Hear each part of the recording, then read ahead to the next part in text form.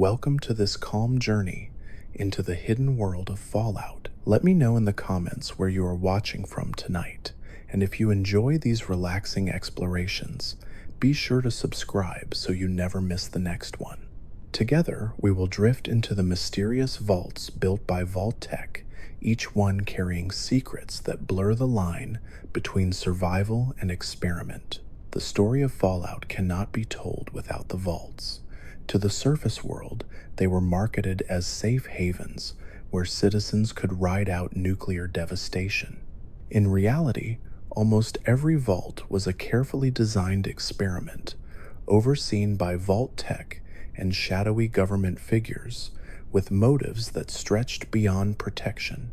Some vaults became laboratories, others prisons, and some collapsed into tragedies that left behind echoes in the ruins. These vaults and their stories form one of the most unsettling yet fascinating parts of Fallout's world, with each sealed door hiding a secret waiting to be uncovered. Vault Zero is one of the earliest secrets hidden within Fallout lore. Located beneath Cheyenne Mountain, it was not designed to protect civilians at all, but to house the brilliant minds of scientists, military officers, and leaders. Instead of a community, this vault became a vast computer system known as the Calculator, a machine that merged human brains into its circuitry. The Calculator survived the war and emerged as both a potential savior and threat, depending on how it was handled. This vault represents the foundation of what Vault-Tec truly intended: control of humanity's future, not preservation of its present.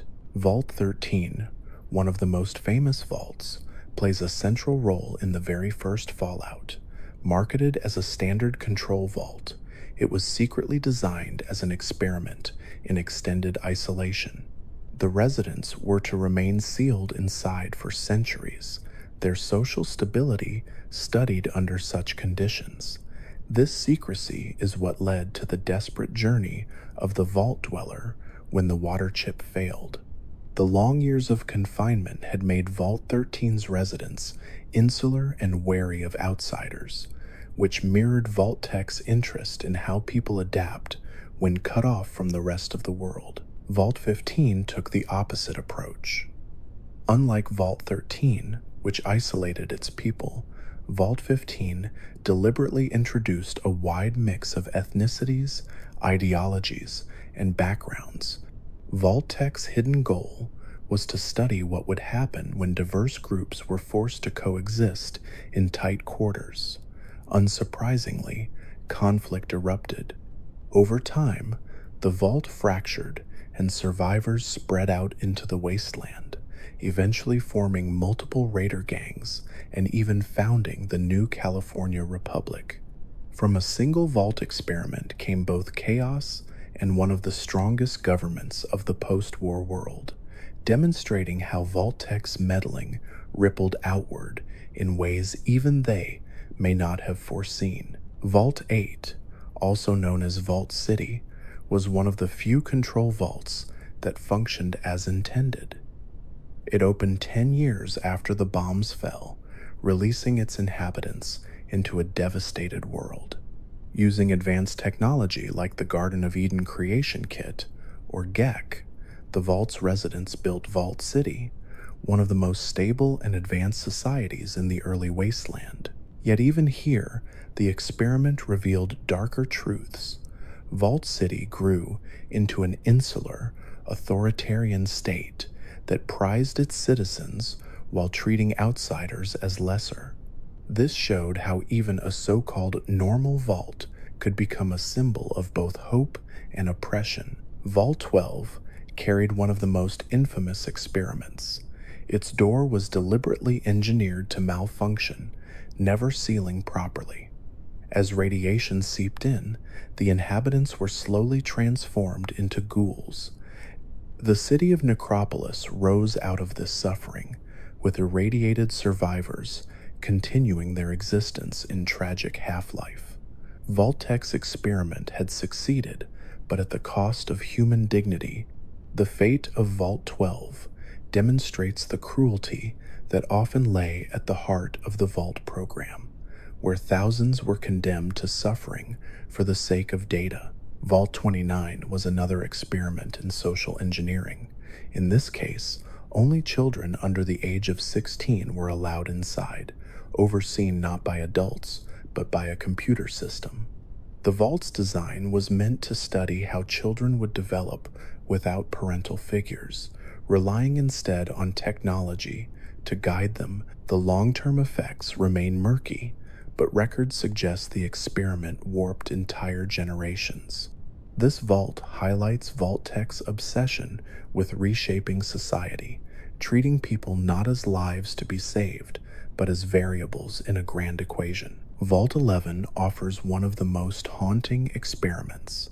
Its inhabitants were told that once a year they must select one person to be sacrificed, sent into the control room where they would never be seen again. If they refused, the entire vault would be terminated. Over time, paranoia, cruelty, and despair consumed the residents. By the time outsiders discovered the vault, nearly everyone inside had killed each other. The great secret, revealed only when someone finally refused to sacrifice anyone, was that the test had been about morality all along. Vault-Tech had wanted to see if anyone would reject violence and choose collective survival. The answer came too late for Vault 11's doomed inhabitants. Vault 19 experimented with division. Its inhabitants were split into two groups, red and blue, given identical resources but kept apart. Over time, suspicion grew as both groups wondered what advantages the other side had been granted. This experiment played directly on paranoia, with Vault-Tech observing how easily humans fracture when lines are drawn between them. In the end, the Vault's division fostered distrust and ultimately collapse, proving that humans often create enemies when none need exist. Vault 92 focused on sound. Populated by musicians and sound engineers, the vault was secretly designed to test subliminal messaging. Vault-Tech hoped to study how audio could be used to control behavior, whether through subtle suggestions or destructive commands. The residents, subjected to constant exposure, eventually broke down, their minds warped by the relentless sonic manipulation. This vault reflects the darker side of art and science, where creativity was twisted into a weapon against those who once wielded it. Vault 75 offers another chilling example. Beneath Malden Middle School, children were taken into the vault while their parents were executed. The children were then subjected to genetic testing, forced training, and cruel experiments designed to breed a generation of super soldiers. Vault-Tech's goal here was not survival, but weaponization, turning innocent lives into data points for military advantage. The secrecy of this vault, hidden beneath an ordinary school, underscores how deeply Vault-Tech's cruelty could be concealed. Vault 87, tied closely to the story of Fallout 3, housed an experiment involving the forced evolutionary virus. Prisoners and citizens alike were subjected to exposure, creating super mutants that would eventually spill out into the wasteland. Unlike the accidental spread of the virus in earlier lore, here it was deliberate, a controlled effort to test the effects on human population. The horrors of Vault 87 reveal how Vault-Tech's ambitions aligned with other shadowy programs, all converging on the twisted dream of remaking humanity. Vault 77 has one of the strangest and darkest stories. According to comics tied to Fallout lore, this vault contained a single man and a crate of puppets. The purpose of the experiment is unclear, but the isolation and bizarre circumstances drove the man into madness. He became the so-called Puppet Man, wandering the wasteland accompanied only by his twisted companions. Whether this vault was meant as a study of loneliness or simply a cruel joke by Vault-Tec, it stands as one of the most surreal and haunting of all vault experiments. Vault 108 experimented with cloning. It was populated by a large number of clones, many based on a man named Gary.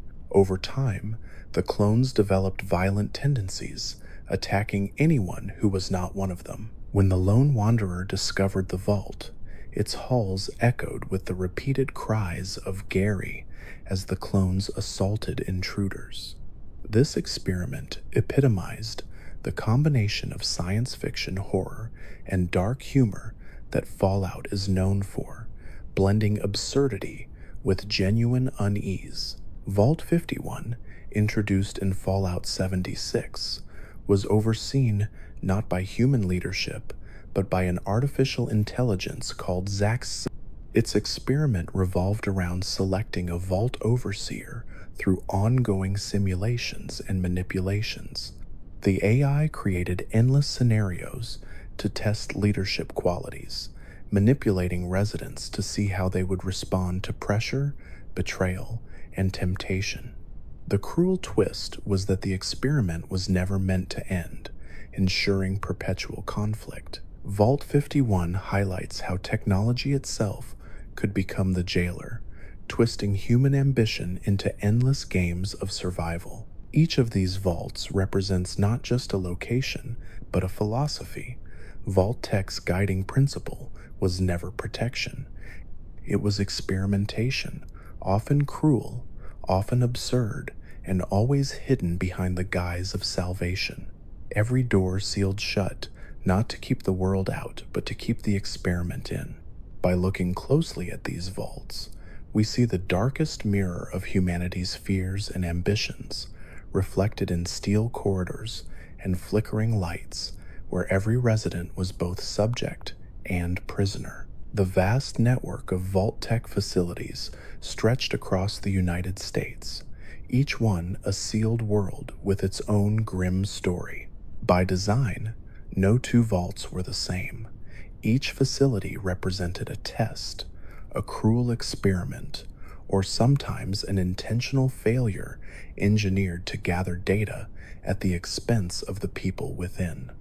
To continue wandering through their stories is to walk deeper into the unsettling philosophy that guided their construction. Vault 10 is an example of how Vault-Tec's experiments could take seemingly benign ideas and twist them into nightmares. Designed as a standard shelter, its real test involved tracking the behavior of citizens forced to wear jumpsuits made of unusually poor materials.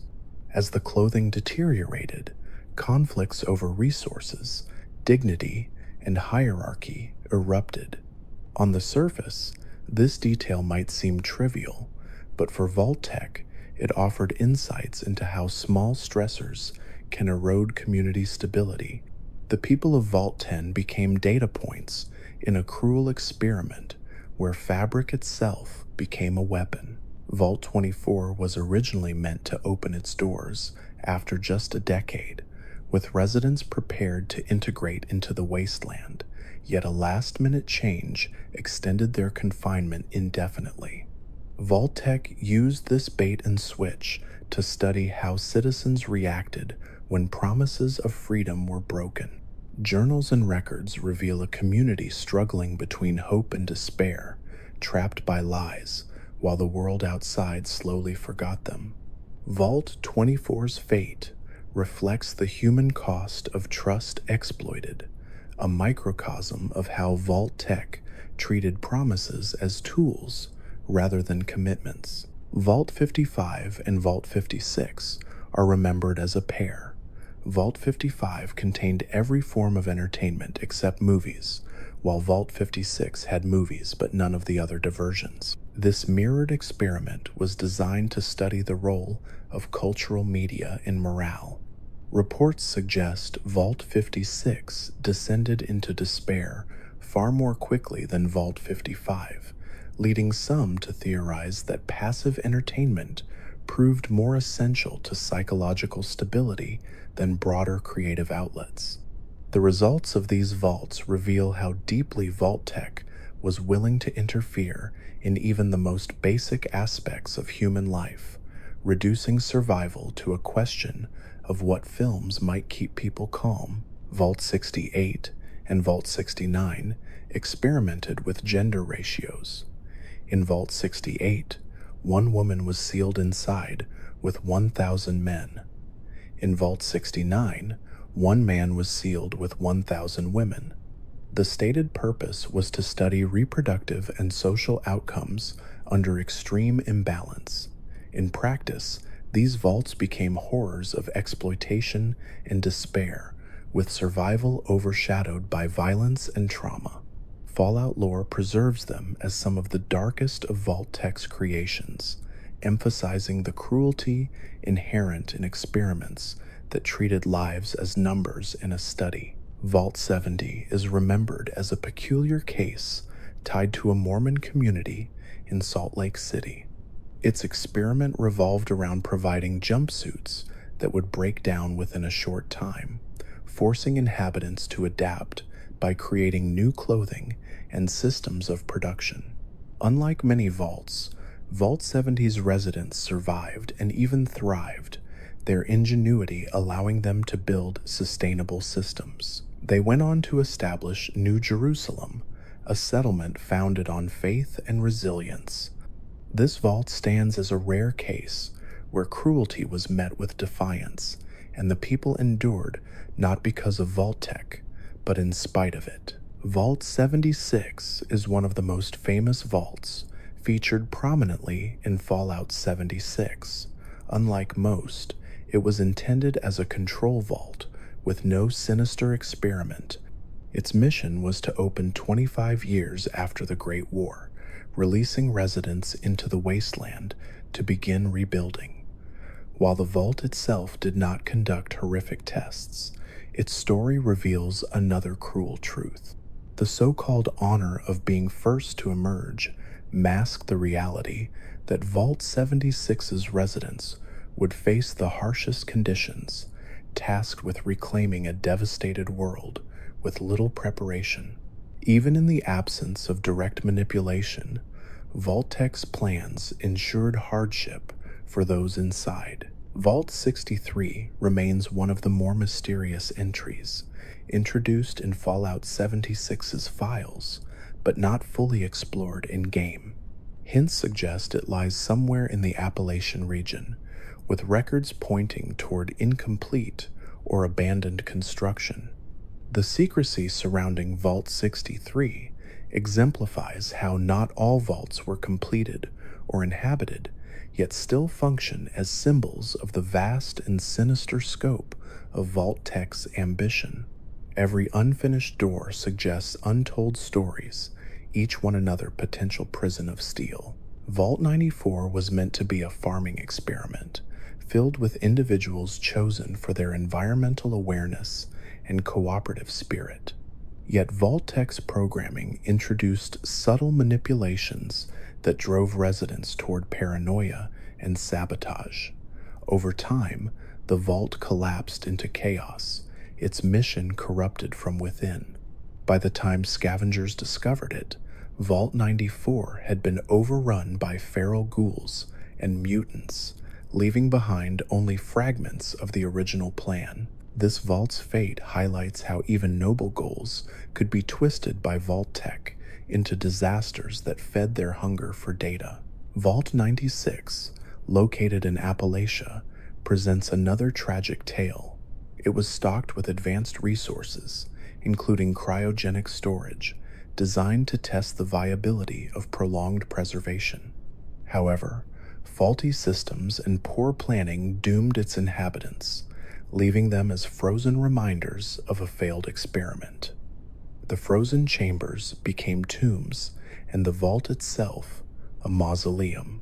Vault 96 demonstrates how even when Vault-Tec experimented with technology rather than psychology, the results were often no less disastrous.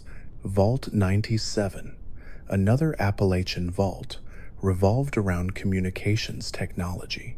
Its purpose was to study how long-term exposure to propaganda and controlled messaging could shape beliefs. The inhabitants were bombarded with manipulated broadcasts, creating a reality where truth was impossible to separate from lies. Over time, the vault became a society of controlled minds, their every thought shaped by carefully crafted words. This reveals how Vault-Tec sought not just to test physical survival, but to explore the boundaries of manipulation at every level. Vault 98 focused on luxury. It was filled with wealthy elites and designed to test how privilege functioned in isolation. Residents lived in comfort, surrounded by amenities far beyond those of other vaults. Yet even here, the outcome was grim. Rivalries, greed, and the corrosive effects of unchecked entitlement led to collapse. Vault 98 serves as a reminder that wealth cannot shield against human flaws, and that isolation magnifies even the smallest seeds of conflict into destructive forces. Vault 100, mentioned in Fallout lore, was another vault never fully constructed. Its incomplete state reveals how not all of Vault-Tec's plans came to fruition. Yet even these abandoned projects tell their own stories, reflecting the sheer scale of the Vault program and the countless resources diverted into creating instruments of control rather than salvation. Vault 100 may not hold residents or data, but its very existence serves as a reminder of wasted hope and ambition. Vault 81, located near Boston, stands as one of the more unusual functioning vaults. While outwardly it appeared to be a standard control vault, it secretly conducted experiments with a separate section sealed off from the general population. Scientists released diseases into the experimental wing, while the main population remained unaware, serving as a control group. This created two communities within a single vault, one living in ignorance, the other sacrificed for research. The revelation of this dual structure underscores Vault-Tec's duplicity, showing how deception was built into the walls themselves. Vault 88, another Boston area vault, remained incomplete at the time of the Great War. Yet even unfinished, it was used by Vault-Tec to test construction under stress. Overseers were expected to guide residents through a series of bizarre directives, many of which involved psychological experiments disguised as technological development. This vault's design, left open to the player in Fallout 4's expansions, reflects how Vault-Tec often disguised cruelty as innovation by dressing up experiments as progress. They manipulated people into accepting their own suffering. Vault 79, introduced in Appalachia, was created to serve as a massive repository of gold. While other vaults held people as experiments, this one hoarded wealth, ensuring that the government could maintain economic power after the bombs. Its existence reveals a different kind of secret, that survival was never just about humanity, but about preserving structures of control. The gold inside Vault 79 remained untouched for decades, a treasure trove that symbolized how power was measured not only in lives but also in resources. Every one of these vaults, from those filled with propaganda to those hoarding riches, demonstrates the many faces of Vault-Tec's agenda. They reveal a philosophy that combined curiosity with cruelty, ambition with arrogance. For every vault that offered survival, there were dozens more that ensured suffering. In this way, the vaults are less a safety system and more a gallery of humanity's darkest impulses, sealed in steel and concrete, waiting to be discovered by wanderers in the wasteland. The story of Fallout's vaults often shifts between the horrific and the absurd, balancing tragedy with moments of dark humor. This contrast makes each vault unique, its experiment a reflection of Vault-Tec's philosophy that no aspect of human behavior was off limits for study. To continue exploring their secrets is to uncover the countless ways the company twisted survival into manipulation. Vault 3 in the Mojave Wasteland offers one of the clearest examples of how reality often diverged from initial design. Unlike many others, Vault 3 was built with functioning systems, clean water, and no apparent sinister experiment. This stability made it one of the few vaults where inhabitants thrived after the Great War. Unfortunately, its open-door policy, intended to encourage trade and communication, became its undoing. Raiders known as the Fiends exploited this generosity, slaughtering residents and claiming the vault as their base. In the end, the vault's survival proved temporary, undone not by Vault-Tec's cruelty, but by the dangers of the wasteland itself. Vault 11 in the Mojave carries the echoes of its infamous experiment. Its yearly sacrifice system left behind terminals, murals, and recordings that tell a grim story of paranoia, coercion, and despair. While the test was designed to measure morality, in practice it destroyed the vault's community. The final secret, that refusing to kill would have saved everyone, underscores the cruelty of Vault-Tec's design. It ensured that only in hindsight could the residents recognize their error, turning their suffering into a data point in an experiment about ethics. Vault 21 in New Vegas presents one of the more unusual social experiments. Its entire community was required to settle disputes through gambling. Every conflict, whether over resources, leadership, or personal matters, had to be resolved with games of chance. This experiment turned daily life into a perpetual casino where survival hinged on luck as much as skill. Over time, the system shaped the vault's culture, creating a society where probability was law. Eventually, Mr. House absorbed the vault into his vision for New Vegas, preserving its theme of gambling as both identity and destiny. Vault 11's tragedy and Vault 21's eccentricity illustrate two extremes of Vault-Tec's experiments. One broke people through cruelty, the other reduced life to games. Yet both served the same purpose: to test the limits of human adaptability under contrived conditions. Vault 19, also found in the Mojave, pursued division as its central experiment. Residents were split into red and blue groups, separated by sealed sections of the vault. While resources were equal, suspicion grew as each group feared the other had advantages. Over time, paranoia consumed the vault, with residents fracturing into hostile camps. This experiment highlighted how artificial divisions could corrode trust, an unsettling reflection of how easily human society can fracture when boundaries are imposed. Vault 34 is remembered as one of the most disastrous vaults.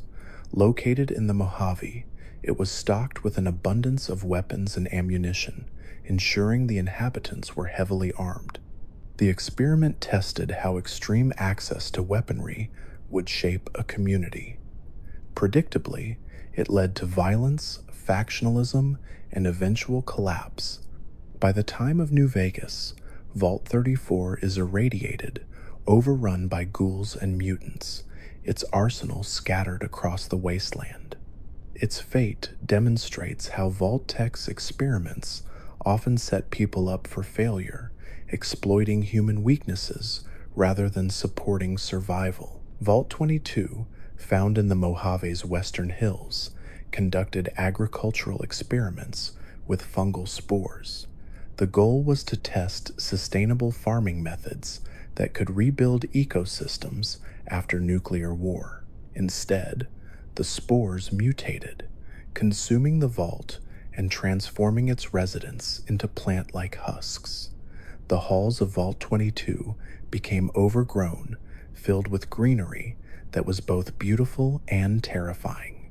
While the experiment had noble goals, it became yet another example of Vault-Tec's hubris, where science untethered from caution led to catastrophe. Vault 13, famous from the first Fallout, holds secrets that ripple outward into New Vegas as well.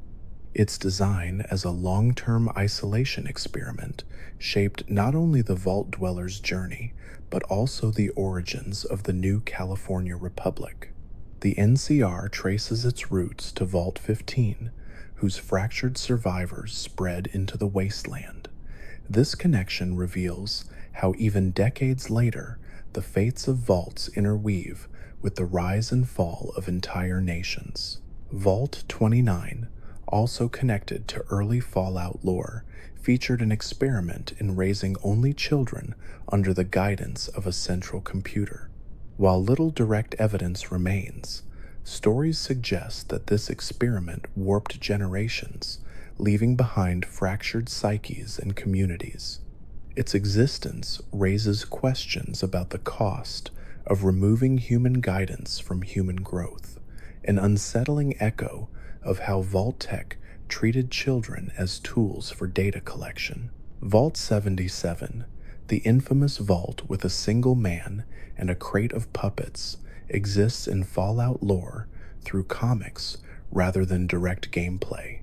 Still, its inclusion in the Vault program highlights the absurd cruelty of some experiments. By isolating one man with only puppets for company, Vault-Tec effectively engineered madness. The so-called Puppet Man's wanderings through the wasteland reflect how vaults produced not only communities, but also individuals, twisted by isolation into symbols of tragedy. Vault 92, designed for musicians and sound engineers, further demonstrates the strange paths Vault-Tec pursued. Subliminal audio experiments drove residents to insanity, transforming art into a weapon. By the time of Fallout 3, the vault is a haunted ruin filled with echoes of its past. Instruments lie abandoned, recordings loop endlessly, and the once vibrant community exists only as remnants of madness. This vault illustrates how even creative pursuits were not safe from exploitation, with music itself twisted into an instrument of control. Vault 108's cloning experiments created one of Fallout's most unsettling environments. Filled with clones of a man named Gary, the vault became a place of violence and repetition.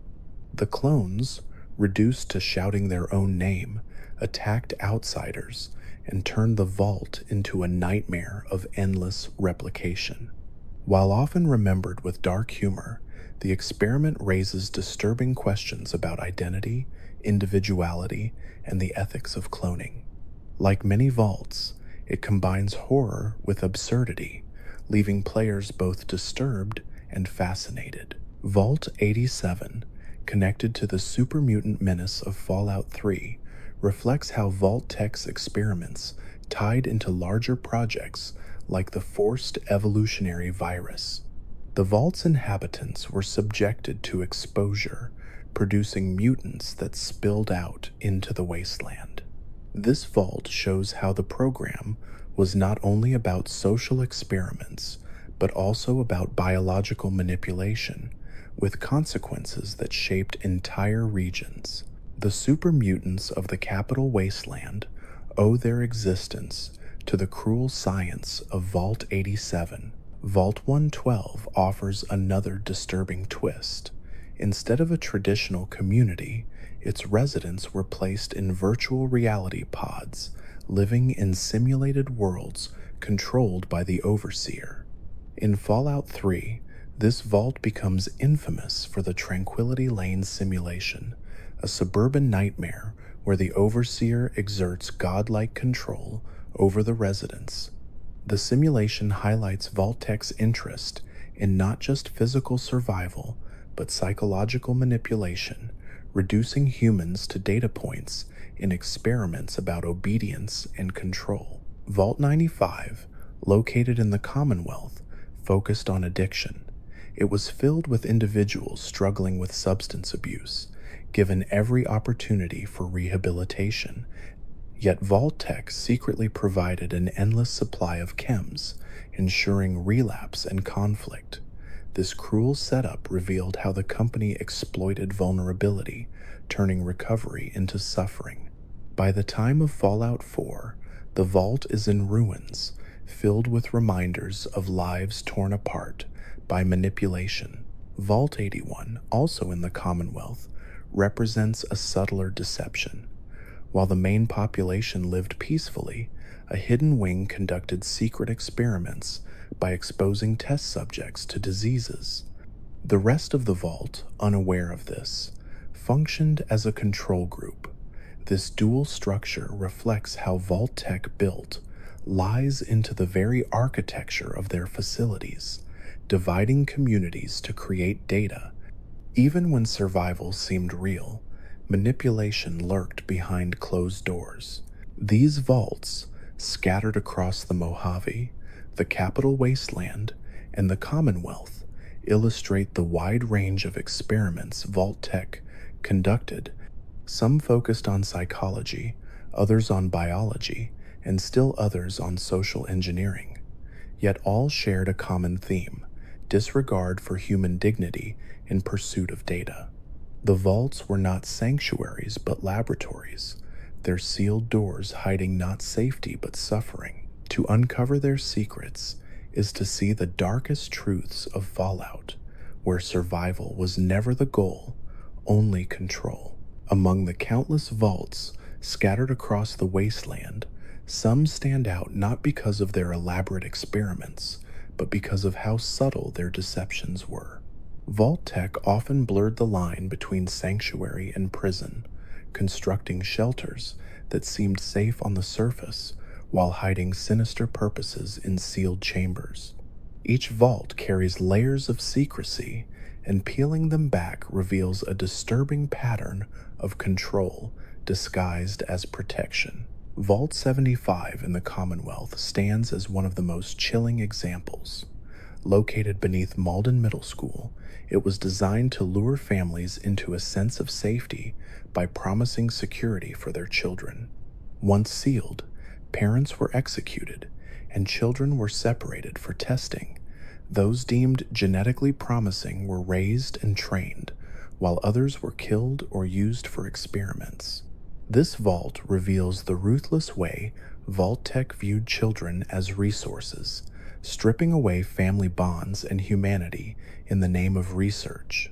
By the time the sole survivor uncovers its ruins, the halls echo with the tragedy of lives stolen in the name of progress. Vault 88, also in the Commonwealth, represents Vault-Tec's obsession with infrastructure and control. Unlike most vaults, it was left unfinished, its massive caverns filled with construction equipment and incomplete tunnels. Overseer Barstow was tasked with continuing experiments on residents, focusing on monitoring and manipulating them with devices disguised as helpful amenities. The unfinished state of the vault becomes a playground for experimentation in Fallout 4, where the player can finish building the vault while uncovering the sinister intentions behind its systems. It demonstrates how Vault-Tec's vision often extended beyond simple survival into ongoing manipulation, even after the bombs had fallen. Vault 63, mentioned in Fallout 76, remains shrouded in mystery, but hints at yet another grim experiment. Reports suggest it was plagued by a fungal outbreak, locking its residents in a struggle between survival and infection. Though little is known, its mention ties into the broader theme of Vault-Tec using disease as a weapon of study. The secrecy surrounding this vault ensures that speculation becomes part of its identity, an example of how not every vault reveals its secrets openly, but still casts a shadow across the lore. Vault 79, also introduced in Fallout 76, serves a more material purpose. Unlike the many social or psychological experiments, this vault was built to protect vast reserves of gold bullion. It highlights how Vault-Tec also functioned as an extension of government priorities, preserving wealth and resources even as society crumbled. The existence of Vault 79 reveals the hypocrisy of a system that promised safety for citizens while quietly ensuring the survival of economic power. It is a reminder that even at the end of the world, greed was preserved. Vault 51 in Appalachia reflects one of Vault-Tec's strangest obsessions. It was designed without an overseer, instead relying on a computer system called ZAX to determine who among the residents would rise to the role. This forced the inhabitants into constant competition as the system manipulated them into testing their worthiness for leadership. The experiment descended into violence and paranoia, leaving the vault in ruins. In Fallout 76, players discover the aftermath of ZAX's cruel tests, highlighting how Vault-Tec even questioned the very concept of authority by reducing leadership to an endless contest. Vault 94 also resides in Appalachia, remembered for its attempt at creating a utopian community of pacifists. Its residents were chosen for their commitment to nonviolence, tasked with surviving without weapons. Vault-Tec wanted to observe whether peace could endure in a world designed for conflict. The result was predictable. The vault fell apart under pressure from both internal strife and external threats. By the time players encounter it, Vault 94 is overrun and ruined, its pacifist dream destroyed. The experiment reveals the futility of forcing ideals onto people without accounting for reality, another cruel lesson etched into Fallout's wasteland. Vault 96, another Appalachian vault, followed a different line of inquiry. It housed cryogenic experiments, freezing select inhabitants while others monitored them. The stress of isolation, combined with the burden of overseeing such a bizarre setup, led to psychological collapse. The Vault story reflects the dangers of tampering with human endurance under unnatural conditions, echoing similar themes seen in Vault 111.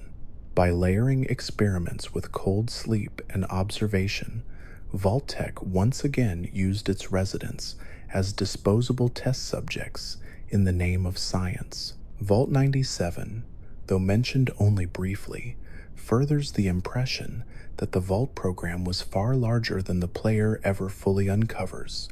Each mention of an unknown vault serves as a reminder that the ones explored in the games are only a fraction of the experiments that occurred.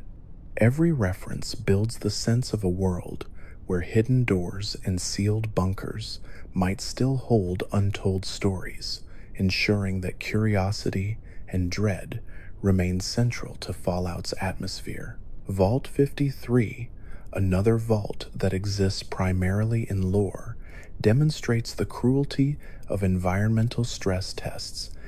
Its machinery was deliberately programmed to fail regularly, forcing residents into a constant state of repair. The experiment measured how a community coped with endless frustration, breakdowns, and the exhaustion of maintenance. Over time, the vault inevitably descended into chaos as the strain wore down its population. This vault embodies Vault-Tec's obsession with psychological endurance, using stress as a tool to measure human breaking points. Vault 69 offers one of the more absurd experiments, remembered for being populated by nearly 1,000 women and only one man. Though treated with humor and side lore, its implications reveal Vault-Tec's willingness to reduce people to extreme social imbalances for study. The setup was intended to test dynamics of reproduction and survival under unbalanced gender ratios, though it inevitably turned into a piece of dark comedy within Fallout's universe. Still, behind the humor lies the same disturbing theme: lives manipulated for entertainment, disguised as research. Vault 70 created another bizarre scenario. It was filled with Mormon settlers and left with malfunctioning equipment, ensuring hardship from the beginning. While much of its story exists in extended lore outside the mainline games, its inclusion demonstrates how Fallout draws on regional culture to build its vault experiments. By forcing a religious community into survival trials, Vault-Tec tested not just individuals, but entire cultural identities, turning belief into another variable in their endless calculations. Vault 77, infamous for the Puppet Man, deserves further reflection. The man sealed with nothing but a crate of puppets represents one of the most disturbing images in Fallout's Vault mythology. His eventual madness, as seen in the comics, transforms the Vault program from distant cruelty to deeply personal tragedy. This vault highlights how experiments did not always need communities. Even one person could be condemned to a life of torment if it served Vault-Tec's agenda. Vault 98, mentioned in Fallout lore, ties directly into the social elite. Reports suggest it was filled with celebrities, politicians, and influential figures chosen to preserve cultural icons rather than ordinary people. The experiment revolved around how power and influence translated into closed environments. Would leadership emerge naturally from these elites, or would the vanity of privilege tear them apart? The very concept reveals Vault-Tec's interest in observing not just average citizens, but also society's so-called best and brightest, turning their survival into another cruel game. Vault 66, while less detailed, is remembered for its strange administrative design. Unlike most vaults, it lacked clear leadership structures, leaving residents to devise their own methods of governance. This open-ended setup became a test of human self-organization, measuring whether communities could thrive without imposed hierarchy. While outcomes remain speculative, the idea reflects Vault-Tec's interest in governance as much as survival, probing whether freedom could persist without descending into chaos. Vault 89 in lore is tied to unusual experiments with artificial intelligence and robotic oversight. Like Vault 51 with its ZAX Overseer, Vault 89 reflects a recurring theme in Fallout: the replacement of human judgment with machines. The question posed was whether cold logic could govern better than flawed humanity. Predictably, this substitution eroded trust and fostered paranoia, with residents torn between obedience to machinery and their own instincts. It highlights the irony of Vault-Tec's designs, where solutions created more problems than they solved. Vaults 64 and 65, though sparsely documented, continue this theme of incompleteness. Their fleeting mentions are enough to remind players that the Vault program stretched far wider than the few fully explored examples. Every new name adds weight to the idea that countless lives were sealed away, each community enduring its own private tragedy. Even in absence, these vaults contribute to the mythology of Fallout, haunting the imagination with the knowledge that the experiments were nearly limitless. Vault 68 is another extreme example. Its design mirrored that of Vault 69, but inverted. It contained 1,000 men and only one woman. This cruel symmetry shows how Vault-Tec repeated social experiments under different variables, treating people as interchangeable data points in twisted hypotheses. The implications of such an arrangement reveal the depths of the company's disregard for individual dignity. Where Vault 69 skewed one way, Vault 68 skewed the other, both reducing humanity to breeding experiments cloaked in pseudoscience. Vault 61, mentioned in lore, was used to test chemical exposures. Its inhabitants were subjected to controlled leaks of toxins, with results carefully monitored by overseers. This experiment mirrored others that explored disease and addiction, tying into Vault-Tec's broader fascination with how the human body could endure damage. The legacy of Vault 61 shows how Vault-Tec did not limit itself to social dynamics, but actively sought to manipulate biology, blurring the line between science and cruelty. Across these vaults, a pattern emerges. Whether through deprivation, overabundance, imbalance, or manipulation, Vault-Tec designed every experiment to break people down in specific ways. Each vault becomes a mirror, reflecting human fears: isolation, scarcity, authority, inequality, or betrayal. What unites them is the realization that Vault-Tec never built these places to save humanity. They were designed to test it, to prod it, and to exploit it. That truth makes every vault door not an entryway to safety, but a threshold into suffering. As we travel deeper into the vault network, the diversity of experiments reveals the disturbing creativity of Vault-Tec's planners. No human instinct, weakness, or hope was considered sacred. The vaults were designed to test every aspect of human nature, ensuring that whether by despair, madness, or manipulation, data would be harvested at any cost. Vault 12 is one of the most infamous, located beneath Bakersfield, California. Its experiment was horrifyingly simple. The door was designed to fail. When the bombs fell, radiation flooded in, exposing the residents to lethal doses. Over time, survivors mutated into ghouls, creating the settlement of Necropolis that players encounter in the original Fallout. Vault 12 proves that some vaults were not designed to test subtle psychology, but to intentionally expose humans to extremes of suffering. The entire ghoul population of Necropolis owes its existence to this cruel decision, cementing Vault 12 as a cornerstone of Fallout's darkest history. Vault 15 followed a different path.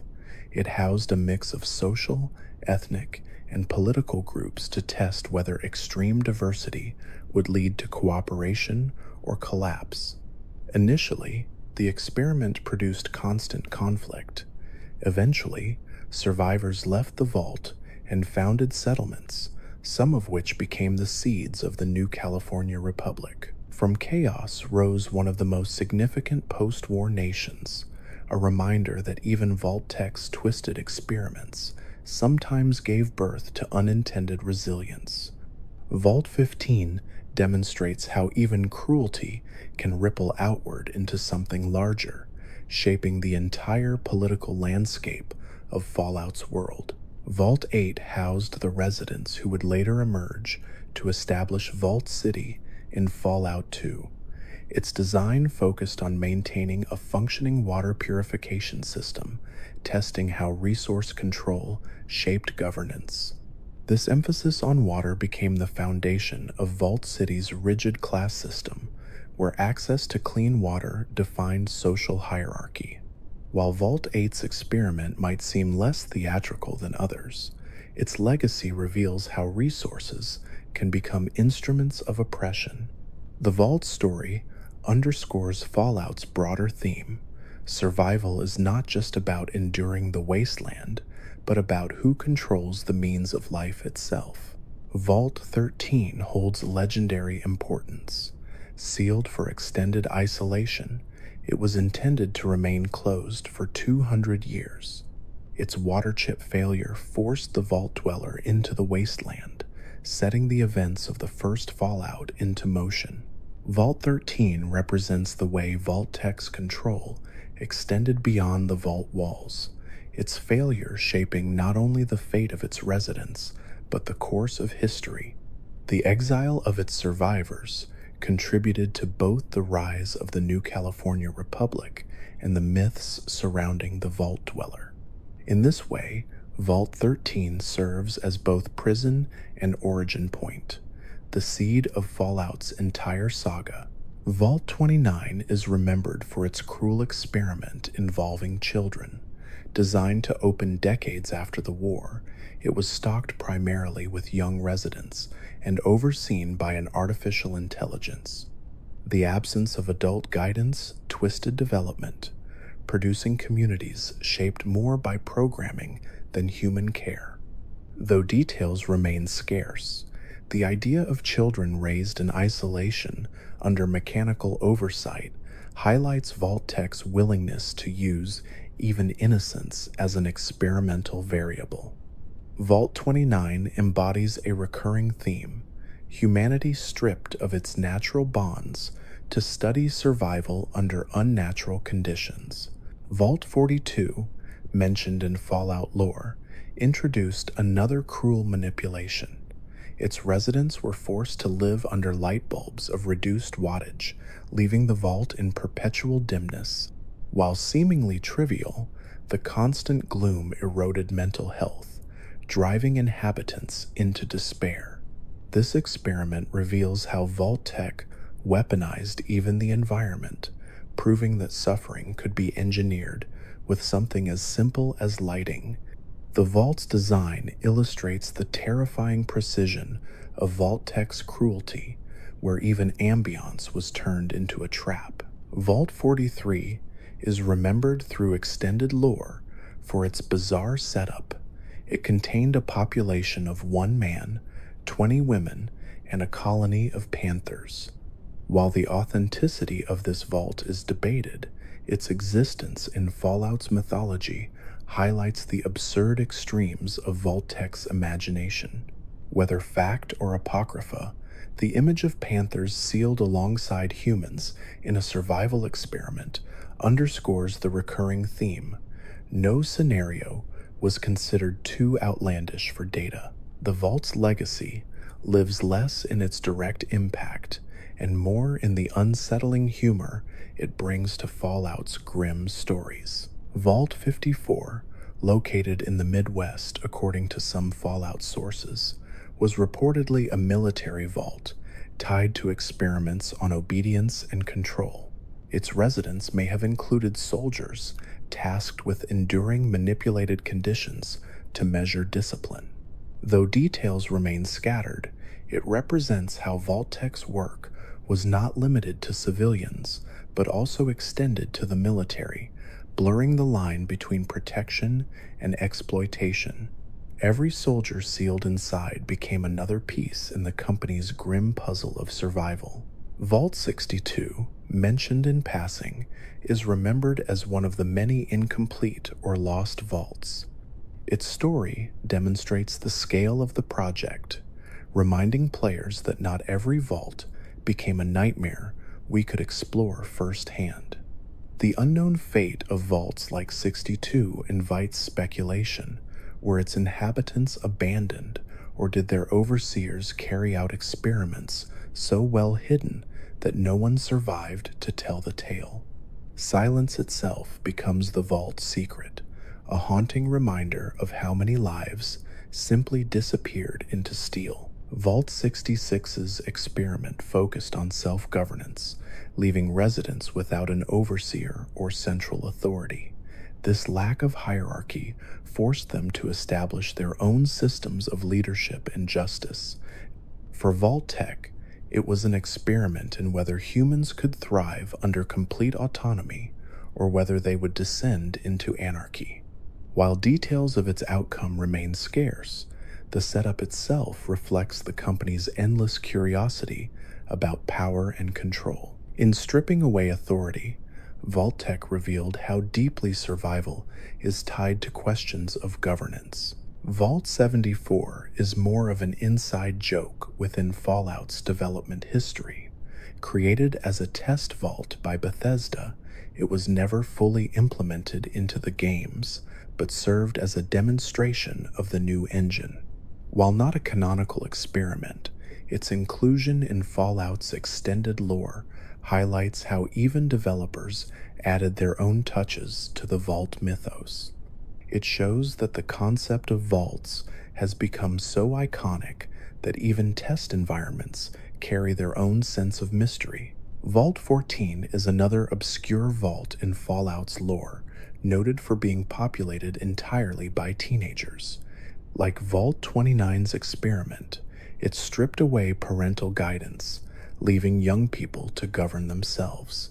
This focus on youth demonstrates how Vault-Tec repeatedly returned to the theme of development under unnatural conditions. By isolating adolescents in a sealed environment, the company ensured a study of how identity and authority form in absence of generational balance. The Vault serves as yet another example of lives manipulated from birth for data. Vault 101 is among the most famous vaults in Fallout lore, serving as the home of the Lone Wanderer in Fallout 3.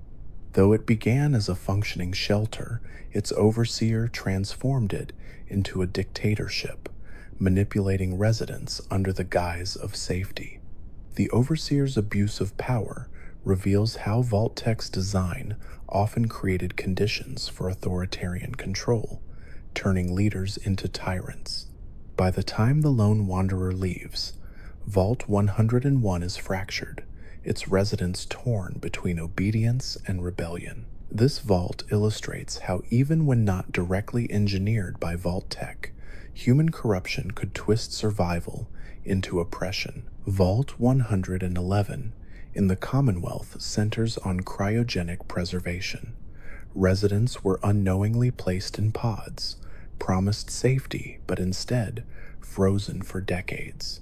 Only when the sole survivor awakens does the vault's cruel truth come to light. The experiment was not about saving lives, but about testing long-term stasis. The tragedy of families separated by time, of lives stolen under the pretense of survival, cements Vault 111 as one of the most haunting vaults in Fallout's history. Its legacy continues to resonate as one of the clearest examples of Vault-Tec's deception. Vault Zero, featured in Fallout Tactics, was not designed as a typical shelter, but as a hub of knowledge. It housed the brightest minds of pre-war America, preserved through advanced technology. The Vault's mission was to ensure continuity of government and innovation, transforming its inhabitants into a collective intelligence after death. Though controversial within Fallout's canon, Vault Zero underscores a recurring theme. The survival of knowledge mattered more to Vault-Tec than the survival of ordinary people. By preserving intellect at the expense of life, Vault-Tec revealed its priorities with chilling clarity. Vault 99 exists primarily in extended lore, yet it continues the theme of vaults as laboratories of despair. Reports suggest it focused on social dynamics under manipulated conditions, though details are scarce. Like many lesser-known vaults, its importance lies in the fact that it represents the vastness of the program. Every mention of another sealed community deepens the realization that for every vault uncovered, dozens more remain hidden, each one a potential story of cruelty waiting to be told. Vault 61, tied to chemical exposures, reflects Vault-Tec's obsession with biology. Inhabitants endured controlled leaks of toxins to measure resistance and adaptation. This vault connects to other experiments with disease, addiction, and mutation, building a pattern of how Vault-Tec viewed the human body as nothing more than a test subject. While few records survive, its legacy is clear. Vault-Tec's experiments were not just social or psychological, but penetrated the very biology of its captives. Vault 78 in Fallout 76 focused on automation and production. It was meant to house manufacturing equipment and test how humans adapted to life centered on constant creation. Instead of survival, The vault became an experiment in labor where production itself was the measure of worth. The collapse of Vault 78 illustrates how Vault-Tec extended its cruelty even into work, turning survival into another endless cycle of output and exhaustion. Each of these vaults adds another dimension to the larger story of Fallout. Whether through resource manipulation, isolation, failed leadership, or twisted science, Vault-Tec transformed safety into cruelty. The vaults are not just backdrops or dungeons, but symbols of a world where the very structures meant to protect humanity became its greatest prisons. The vault system was not merely an experiment in survival. It was an architecture of manipulation, a blueprint of humanity tested against its own limits. Each vault added to the grim mosaic of Fallout's world, where no two stories were the same, and yet every one carried the unmistakable fingerprints of Vault-Tec's cruelty. Vault 112, in the Capital Wasteland, presents one of the most infamous psychological experiments in Fallout's lore. Its residents were placed in stasis pods and forced into a virtual reality simulation crafted by Overseer Stanislaus Braun. Within this program, people lived out suburban fantasies under his total control. What appeared to be an idyllic community was, in truth, a nightmare playground for Braun's sadistic impulses. He manipulated lives, tormented residents, and forced them into endless roles in his experiments.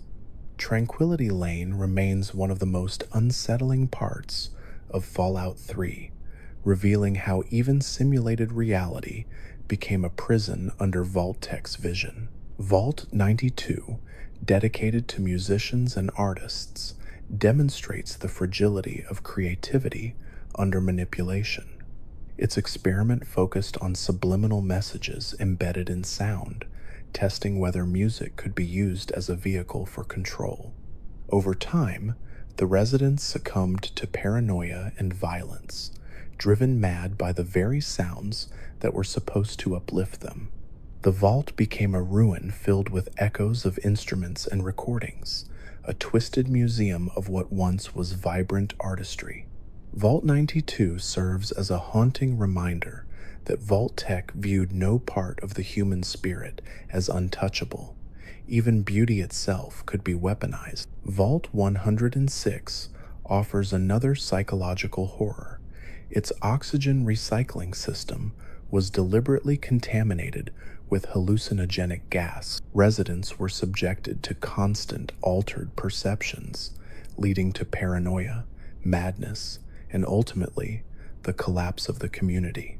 By the time the Lone Wanderer explores its corridors in Fallout 3, the vault is populated by the twisted remnants of its inhabitants, who wander in madness. This vault highlights Vault-Tec's obsession with pushing the mind past its breaking point, ensuring that survival became indistinguishable from torment. Vault 87 is infamous for its role in producing the super mutants of the Capital Wasteland. Its experiments centered on exposing humans to the forced evolutionary virus, transforming them into monstrous beings. While some vaults experimented with society, Vault 87 played directly with biology, creating abominations that would spill out and terrorize the wasteland. The vault became a factory of monsters, its dark halls filled with the cries of failed experiments. In connecting to the broader history of the FEV project, Vault 87 underscores how Vault-Tec's reach extended beyond sociology into the very fabric of human DNA. Vault 75, located beneath Malden Middle School, deserves deeper reflection. It is one of the most chilling vaults in Fallout lore because it weaponized the innocence of childhood. Parents were executed upon entry, while children were separated and studied for genetic fitness. Those deemed strong enough were raised as experimental subjects, while the rest were disposed of. The Vault's experiment tested human potential in the most brutal way possible, reducing children to lab results. Its legacy continues to resonate as one of Vault-Tech's clearest violations of morality. Vault 81 presents a subtler but equally cruel experiment. While most of the residents lived in ignorance of any manipulation, a hidden research wing secretly exposed test subjects to diseases. The unaffected population served as a control group, unaware of the horrors occurring just beyond sealed doors. This dual system demonstrates how Vault-Tec built lies directly into the architecture of their vaults. By separating populations within a single vault, they created microcosms of manipulation, where some lived in safety while others suffered, all in the name of data collection. Vault 95 in the Commonwealth represents another tragedy. It was designed as a haven for individuals recovering from substance addiction, promising them rehabilitation and safety.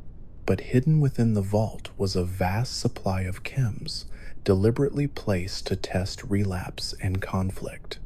Over time, the experiment broke the residents, undoing their recovery and ensuring their destruction.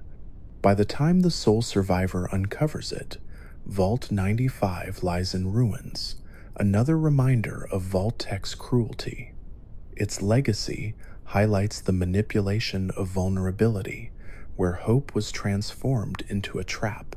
Vault 88, though unfinished at the time of the Great War, offers players the chance to uncover its purpose in Fallout 4.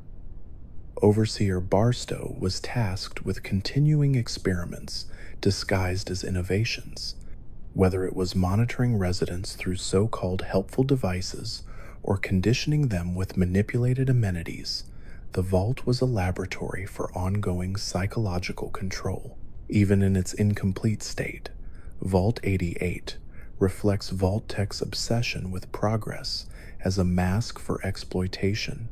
The pretense of innovation cloaked a deeper truth. Every device was another way to measure and manipulate. Vault 79 in Appalachia shifts focus from psychology to material preservation. Unlike many other vaults, it was designed not to house communities, but to store vast quantities of gold bullion. Its existence reveals the hypocrisy at the heart of the Vault program. While ordinary citizens were promised safety, the government ensured the survival of wealth and resources. Vault 79 is a stark reminder that survival was always stratified. For the powerful, vaults preserved not life, but treasure, ensuring that even after apocalypse, the old hierarchies would endure. Vault 51 in Appalachia demonstrates how leadership itself was treated as an experiment.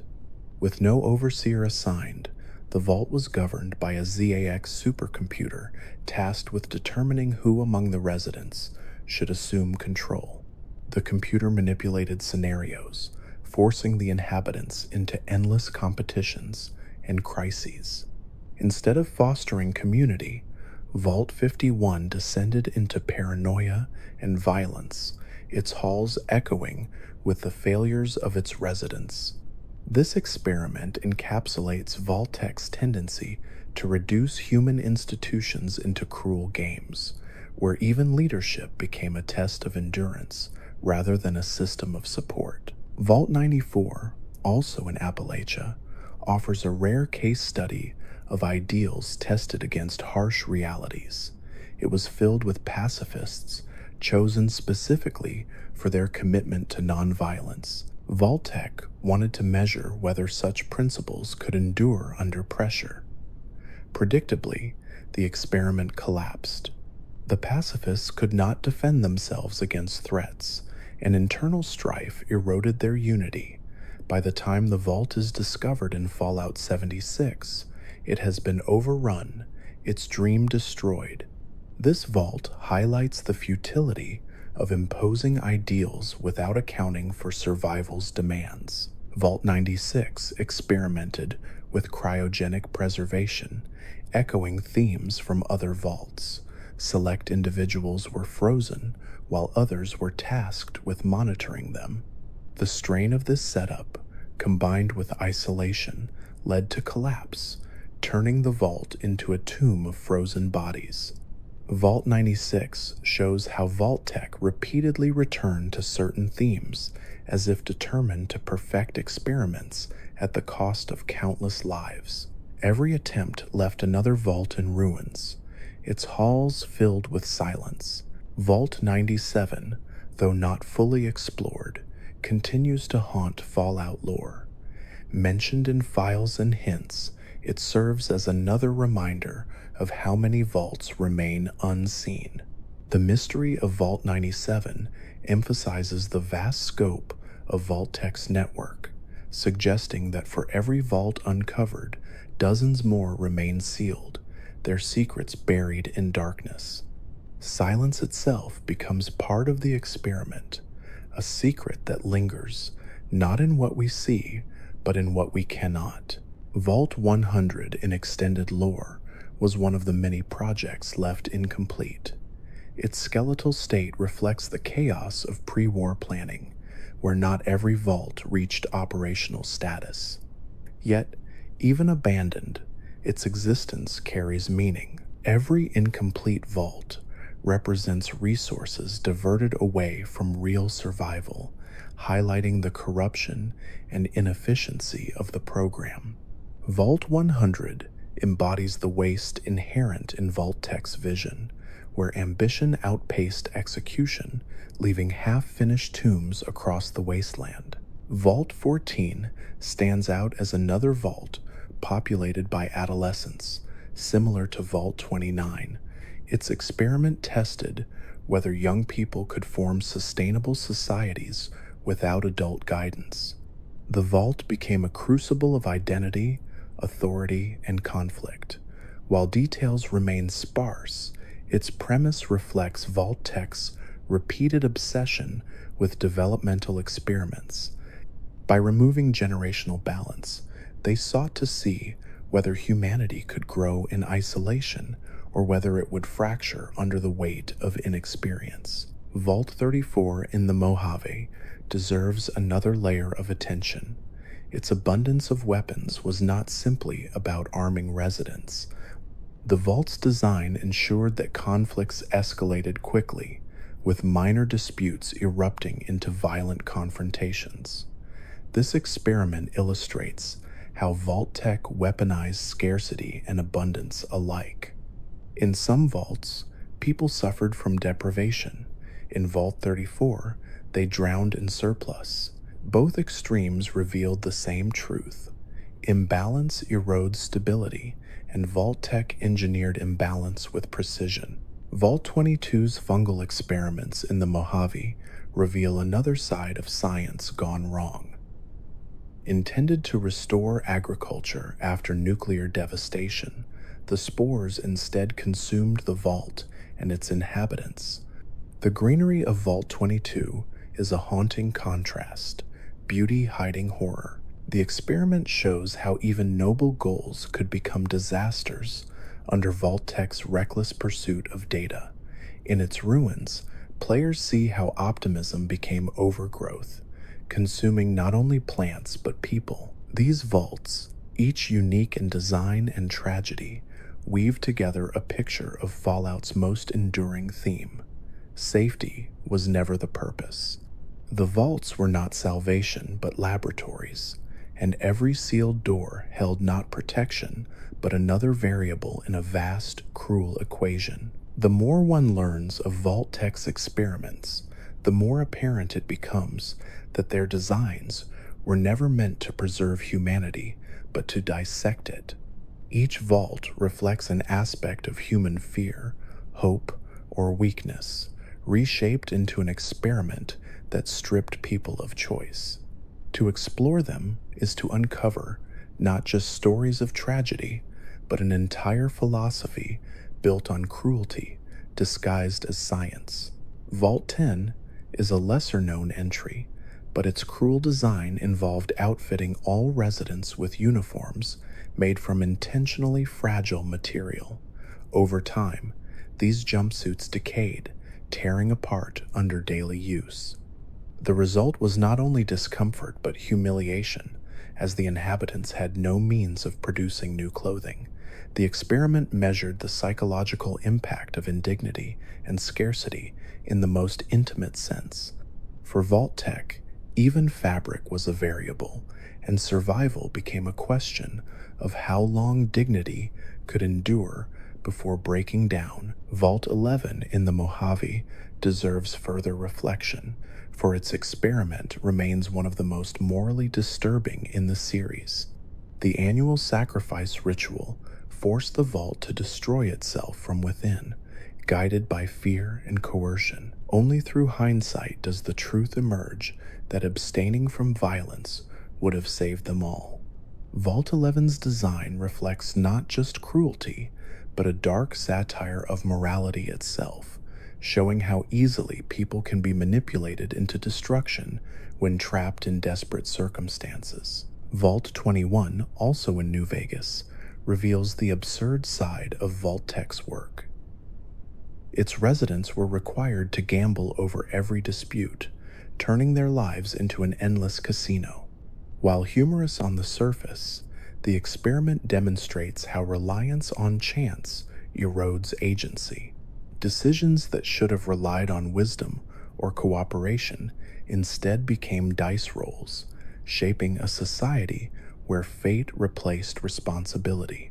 Even when not overtly violent, Vault-Tec's experiments reduced lives to games. Vault 19, likewise found in the Mojave, separated its population into red and blue groups. Though resources were equal, suspicion poisoned every interaction. Overseers stoked paranoia, encouraging each faction to distrust the other. Eventually, the vault fractured into hostility, proving Vault-Tec's thesis that division alone can destroy unity. Vault 19 illustrates how artificial barriers create real conflict, a theme that resonates across Fallout's fractured wasteland. Vault 3, initially a stable shelter, offers one of the rare examples of a vault not sabotaged by design. Its systems worked, its community thrived, and for a time it functioned as intended. But this very stability drew attention, and its openness became a fatal flaw. Raiders, known as the Fiends, infiltrated and slaughtered its inhabitants, turning the vault into their stronghold. Vault 3's fate reveals a bitter irony. Even when Vault-Tec did not destroy a community, the wasteland ensured that safety was fleeting. Vault 13 remains legendary as the birthplace of the Vault Dweller's journey. Its water chip failure forced the first steps into the wasteland, a moment that became the foundation of Fallout's saga. Yet even beyond this, Vault 13's isolation experiment serves as a reminder of how Vault-Tec engineered long-term suffering. Its closed design condemned generations to ignorance, and when its systems failed, lives were lost not by accident, but by design. Vault 13 exemplifies the dual nature of vaults as both prisons and crucibles, shaping history through cruelty. Vault 8 in Northern California connects to Fallout 2's story. Its focus on water purification technology reveals how resources become instruments of control. The vault's survival led to the creation of Vault City, a society defined by rigid hierarchy based on access to clean water. This demonstrates how Vault-Tec's manipulations extended beyond the vault walls, shaping entire communities long after the doors opened. Vault 8 stands as proof that even when experiments ended, their effects continued to ripple outward. Vault 15 likewise highlights the long-term consequences of Vault-Tec's designs. Its diverse population fractured into groups that left the vault to form their own communities. Some descended into raider gangs, while others laid the foundations for the new California Republic. From conflict emerged one of the most significant powers in Fallout's world. Vault 15 shows how experiments intended to destabilize can sometimes, by accident, produce resilience and nation building. It is a rare case where tragedy gave rise to something enduring. Vault 77, remembered for the Puppet Man, remains one of Fallout's most unsettling tales, despite existing primarily in comics. Sealed alone with only puppets for company, the man descended into madness, transforming isolation into horror. Though not directly featured in the games, Vault 77's legend underscores how the vaults became symbols of cruelty beyond even the player's direct encounters. It serves as a reminder that for every vault explored, others remain unseen, their tragedies told only in fragments and whispers. Vault 98, associated with elites and influential figures, reflects Vault-Tec's interest in preserving power rather than people.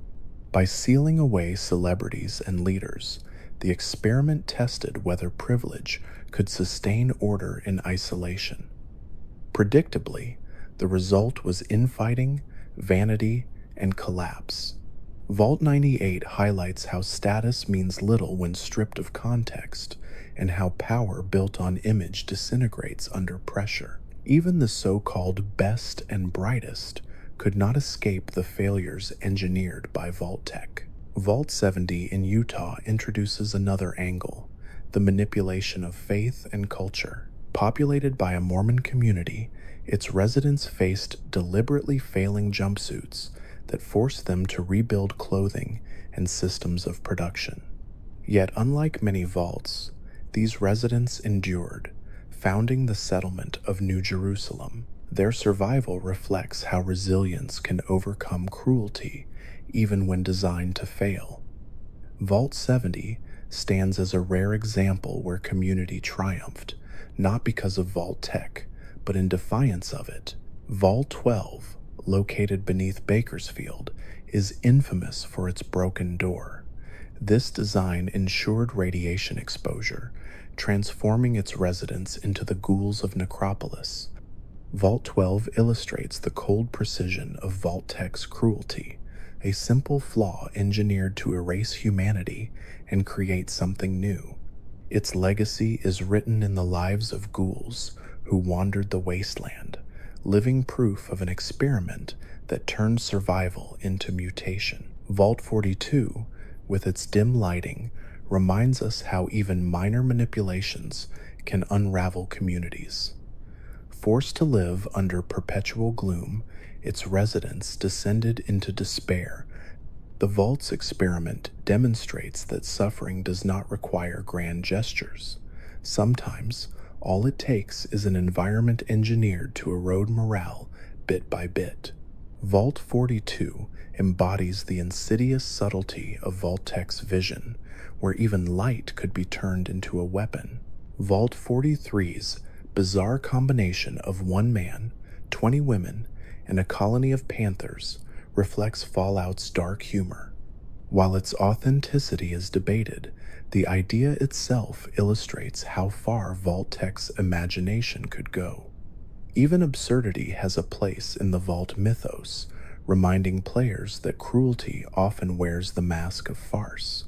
Whether real or apocryphal, Vault 43 adds another unsettling note to the symphony of experiments. Vault 53 pushed residents into exhaustion by ensuring constant mechanical failure. Day after day, systems broke down, demanding endless repair. Over time, frustration eroded the community, transforming maintenance into madness. This experiment highlights Vault-Tec's obsession with stress testing human patience, reducing survival to a cycle of futility. The Vault became not a home but a trap, where every light bulb flicker and every machine hiss marked another step toward collapse. Vault 68 and Vault 69, with their skewed gender ratios, remain among the most infamous experiments.